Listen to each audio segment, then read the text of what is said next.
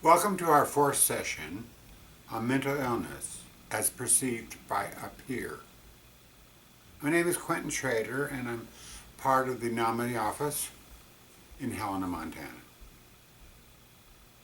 In the name of recovery, in addition to good established habits of nutrition, sleep habits, compliance with prescribed medications, and keeping and maintaining appointments with primary physicians, psychiatrists, and therapists, a person with a mental disorder ought to consider developing a few outward actions in pursuing any special interests one might have.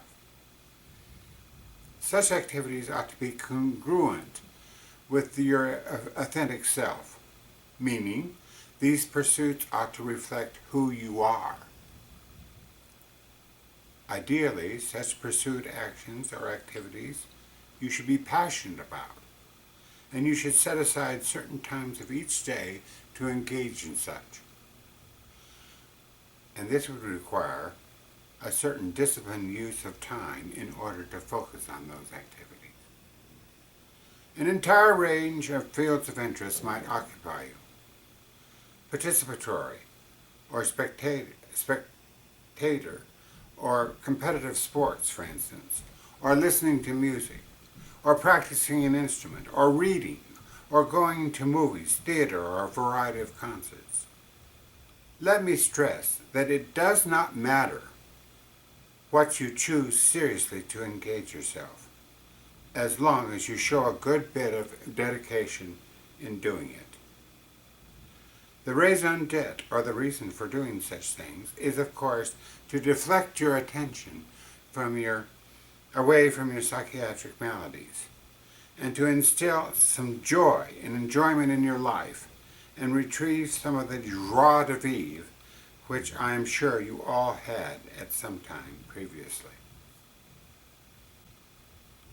Another very important ingredient to recovery is to explore new depths in the friendships you already have and to boldly encourage new encounters and continue to nurture them.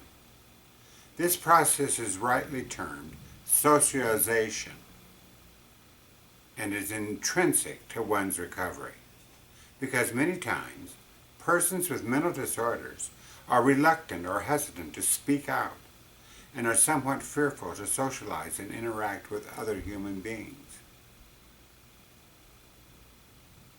As we all know, it's much more comfortable and safer to stick to yourself and not make the effort to reach out, to venture forth, and essentially transcend yourself. I cannot emphasize enough how important this aspect of recovery really is.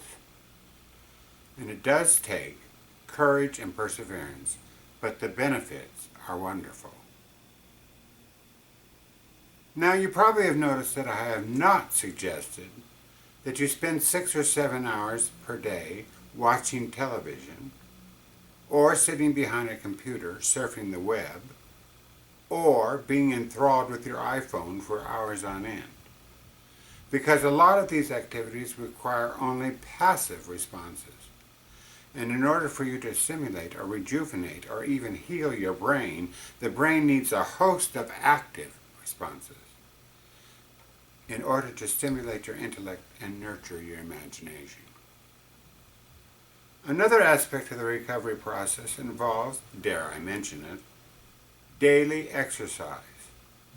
The people who walk or run often are some of the most healthy people around. Others prefer to go to the gym for a workout, or swim, or a variety of body movement regimens. Your particular MO does not matter as long as you include exercise in your daily routine. So, I guess what I'm trying to emphasize in today's discussion is that for the process of recovery from severe mental illness, just medications alone are not, repeat, not the panacea.